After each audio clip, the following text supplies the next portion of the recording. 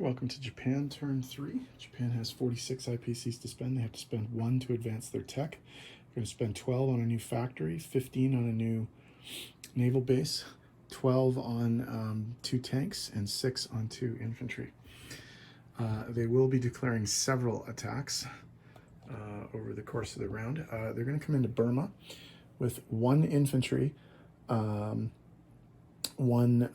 fighter and 1 tactical bomber from Yunnan. They're going to come into Shan State with an infantry and an artillery, 3 tactical bombers, and however many fighters that is, 6 or 7 or something like that. They're also going to be coming into Guangxi with an infantry and an artillery, along with a fighter and attack bomber from Yunnan, and 2 paratroops from Anhui.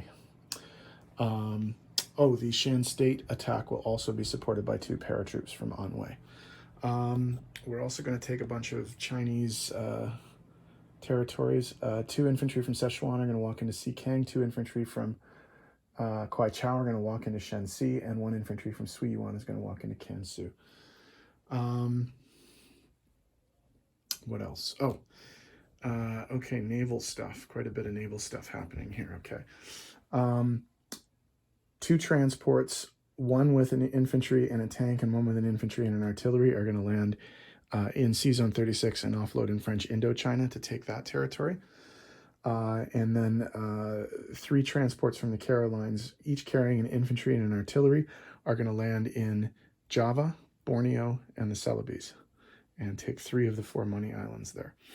In addition, the Philippines are going to be attacked with 2 infantry and 2 artillery from Japan coming down on the transports, along with a fighter and a tactical bomber from one of these carriers here. Also, the Sea Zone 54 is being attacked by a sub from Sea Zone 33 and a sub from Sea Zone, whatever this is, 46, along with a fighter and attack bomber from the carrier.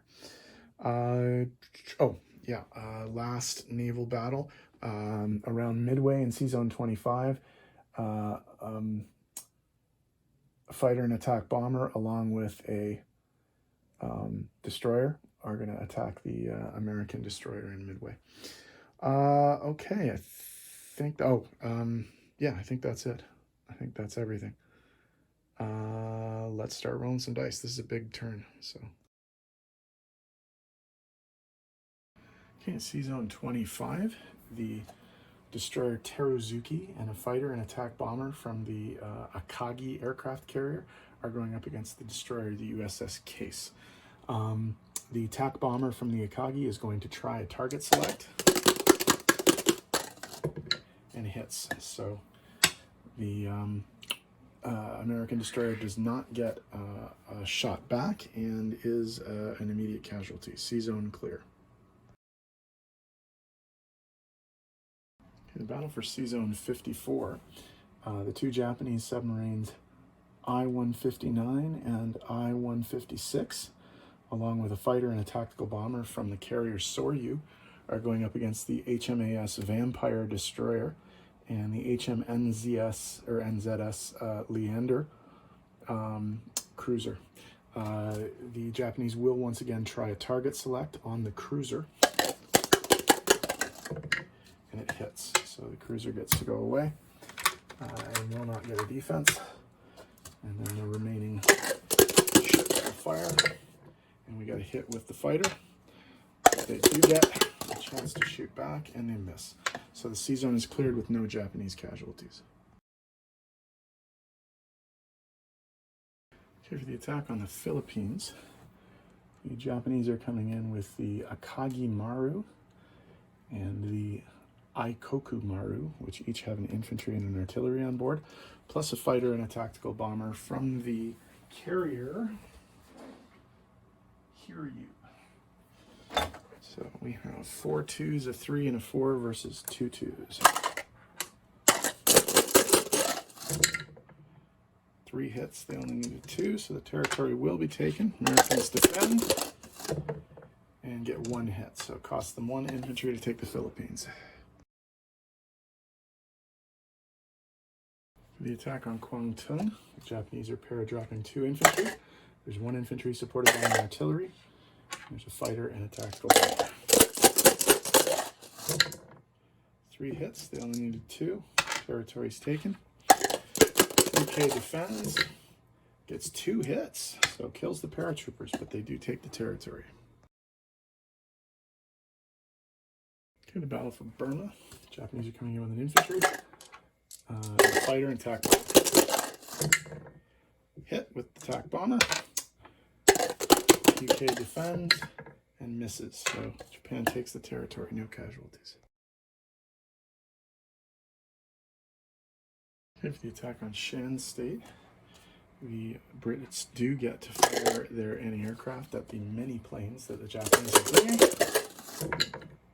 but they do not knock any out of the sky. So we've got 2 paratroopers, 1 infantry supported by an artillery, 6 fighters, 3 tac bombers. Looking for 4 hits. They've got 2, 4, 5 hits. So that's everything. Combined allied forces fire back and miss with all 3 shots. So the Japanese take the territory with no casualties.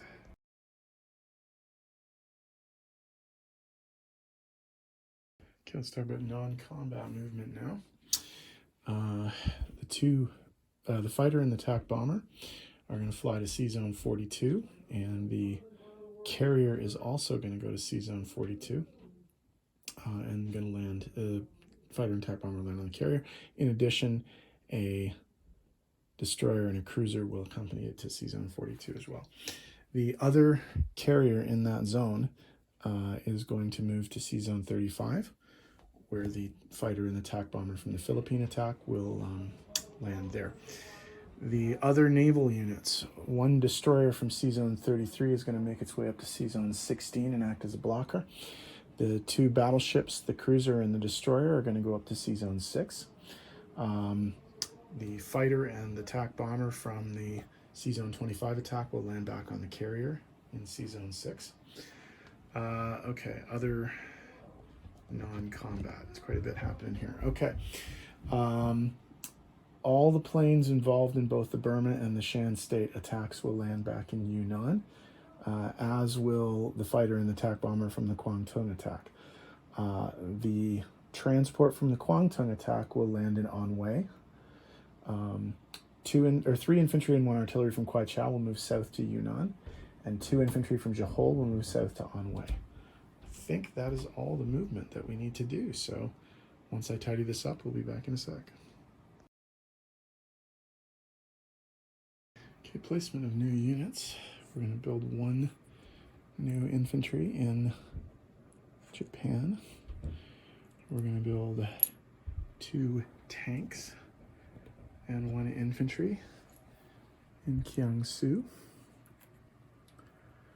We're going to build our new naval base in Guangxi. We're going to build our new factory in Kwaichao. And